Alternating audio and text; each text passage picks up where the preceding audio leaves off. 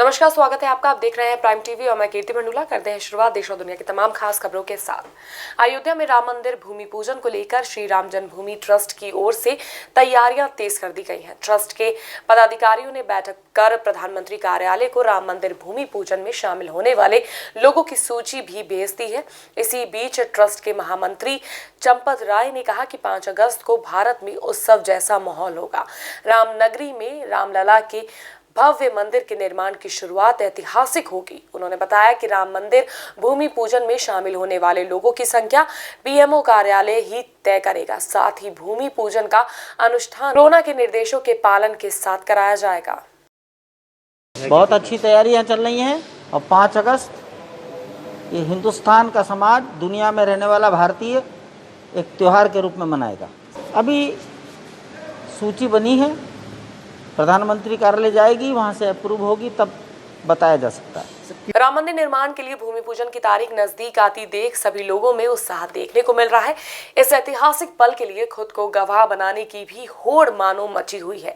ऐसे में राम मंदिर आंदोलन के मुस्लिम समर्थक बबलू खान भूमि पूजन के दिन अपने घर को दिए से जगमग कर अपनी खुशी का इजहार करेंगे। कई वर्षों से राम मंदिर निर्माण की मुहिम हमने चलाया है और कोर्ट के माध्यम से रामलला टेंट से निकल करके अपने महल में जाने जा रहे हैं। और मैं कहना चाहता हूं, आज हमारे देश के प्रधानमंत्री नरेंद्र मोदी जी अयोध्या के धरती पे आ रहे हैं शिला पूजन करने के लिए। तो कोरोना जैसे महामारी को देखते हुए हम लोग अपने अपने घरों में दीप जलाने के लिए दीप जलाकर उनका स्वागत करने के लिए हम लोग पूरी तैयारी कर रहे हैं। और जल्द से जल्द 5 तारीख को वो 5 तारीख का हम लोगों को इंतजार है, जो 5 तारीख हिंदू मुस्लिम एकता का तारीख होगा, राष्ट्र निर्माण का तारीख होगा, देश का विकास का तारीख होगा। उस 5 तारीख के तहत हम लोगों ने ये दीप सजा करके पूरी तैयारी कर रहे हैं कि माननीय नरेंद्र मोदी जी अयोध्या के धरती पे आए तो हम लोग उनका दीप जलाकर भव्य से भव्य स्वागत कर सकें और माननीय योगी जी के आदेशों का पालन कर सकें। लखनऊ में नगर निगम के जोन 2 में वहां के कर्मचारियों की बड़ी लापरवाही देखने को मिल रही है। यहां सड़क के किनारे धड़ल्ले से मोरंग बालू की मंडी लगाकर खुलेआम बेचा जा रहा है, जिस कारण यहां सड़कों पर गड्ढा भी हो गया है। लोगों की कई बार शिकायत करने के बावजूद भी कोई सुनने को तैयार नहीं है।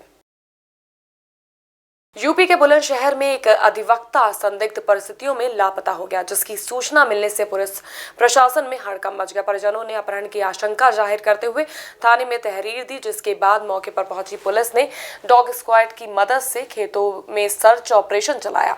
इस दौरान पुलिस ने अधिवक्ता की बाइक को खेत से लावारिस अवस्था में बरामद किया है। हालांकि अधिवक्ता का कोई सुराग अभी तक नहीं लग पाया है। फिलहाल पुलिस अभी भी जांच पड़ताल में जुटी हुई है। देखिए, बीती रात लगभग 11:15 बजे के आसपास थाने पे एक सूचना आई थी कि धर्मेंद्र चौधरी, जो पेशे से अधिवक्ता थे तथा जमीन का काम करते थे, अपने कुछ सहयोगियों के साथ, उनका मोबाइल स्विच ऑफ जा रहा है, घर नहीं पहुंचे हैं। तो तत्काल पुलिस सक्रिय हो गई और स्थानीय लोगों के सहयोग से, उनके परिवारजनों के सहयोग से जहाँ से निकले थे वहाँ से लेकर सभी संभावित स्थानों पर रात भर छानबीन की गई, तलाश की गई। और आज सुबह उसी क्रम में जो है उनकी मोटरसाइकिल लगभग 5-7 किलोमीटर दूर तो उसी थाना क्षेत्र में मिली है। और जहाँ पे मिली है वहाँ से हम लोगों ने डॉग स्क्वाड की मदद से उनके कपड़े जो घर पे थे उसको सुंघा करके जब आगे तलाशने का प्रयास किया तो एक बहुत घना जंगल है जिसके चारों तरफ गन्ने के खेत हैं। इस दिशा में डॉग आया है। हम अभी भी लगभग उसी इलाके में हैं और हम सबको आशंका है कि इसी इलाके में कहीं न कहीं उनकी किसी भी परिस्थिति में उन्हें होना चाहिए। नवनियुक्त एसएसपी दीपक कुमार अयोध्या पहुंचे, जहां उन्होंने जिले की कमान संभालते हुए शहर का जायजा लिया। इस दौरान उन्होंने श्री राम जन्मभूमि तीर्थ क्षेत्र ट्रस्ट के अध्यक्ष महंत नृत्य गोपाल दास से मुलाकात की। इस मुलाकात के बाद उन्होंने मीडिया से बातचीत करते हुए कहा कि 5 अगस्त को पीएम के आगमन पर कड़ी सुरक्षा व्यवस्था रहेगी। इसके अलावा कोविड-19 के खतरे की वजह से भीड़ इकट्ठा ना हो, इसका भी ध्यान रखा जाएगा। उन्होंने कहा, संक्रमण से बचने के निर्देशों के अनुसार जिनको ट्रस्ट आमंत्रित करेगा उनको ही आने की अनुमति दी जाएगी। स्थानांतरण परसों रात हुआ और कल मैं यहाँ पहुँचा और यहाँ सभी जगह का मैंने जायजा लिया और ये हम हम सब के लिए गौरव का विषय है कि अभी शिलान्यास मंदिर का होने वाला है और उसमें जो सिक्योरिटी के जो मानक हैं, जो प्रधानमंत्री जी के सुरक्षा के मानक हैं, उस मानक के अनुरूप पूरी सुरक्षा की कवायद की जा रही है। ऑलरेडी अयोध्या में पहले से फोर्स का यहाँ पर रहती है जो राम जन्मभूमि की सुरक्षा के लिए, और उसके अनुसार जो भी ड्रिल है, फोर्स की जो कवायद होती है, उसको हम लोग यहाँ पर कर रहे हैं, उसकी पूरी तैयारी कर रहे हैं।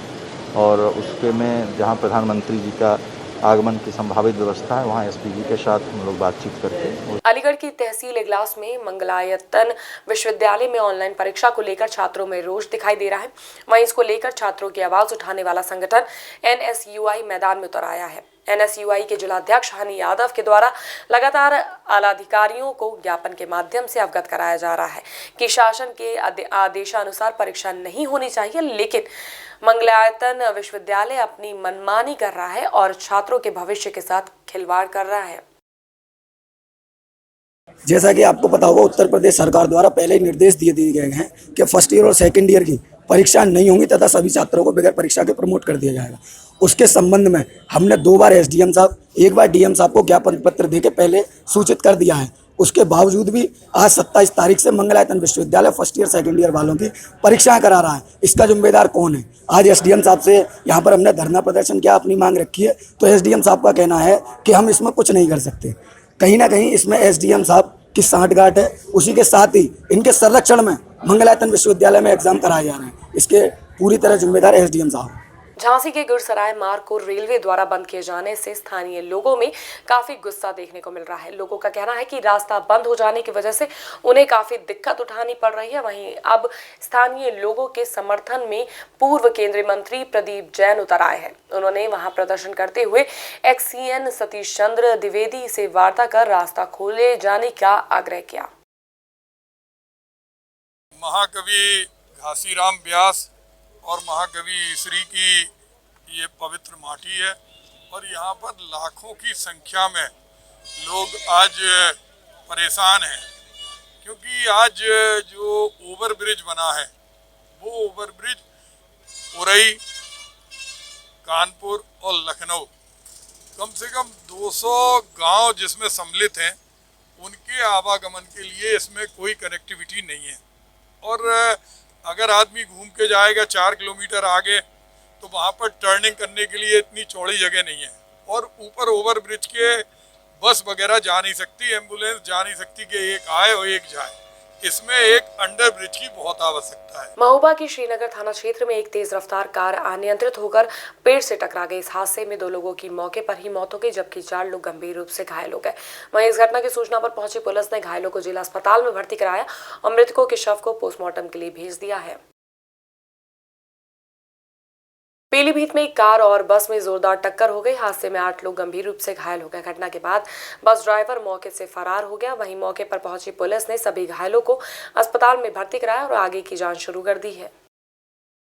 शाहजहांपुर पुलिस को बड़ी सफलता हाथ लगी है। दरअसल पुलिस ने लुटेरों के एक ऐसे गैंग का खुलासा किया है जिसके सरगना 2 छात्र हैं। पूछताछ के दौरान पकड़े गए लुटेरों ने बताया कि उन्होंने अपनी गर्लफ्रेंड के महंगे शौक पूरे करने के लिए वो लोग लूट और चोरी जैसी घटनाओं को अंजाम दिया करते थे। पुलिस को लुटेरों के पास से 20,000 रुपए की नकदी, 1 तमंचा, चोरी के 17 मोबाइल और 2 मोटरसाइकिल बरामद हुई है। फिलहाल पुलिस ने सभी लुटेरों को जेल भेज दिया है। इनमें से एक लड़का जो है वो पढ़ा लिखा लड़का है और उसके द्वारा कहा गया है कि वो MBA का भी छात्र है और वो अपनी गर्लफ्रेंड को इम्प्रेस करने के लिए या उसको फ़ोन प्रोवाइड करवाने के लिए इस तरह की घटना को कार्य कर रहा था।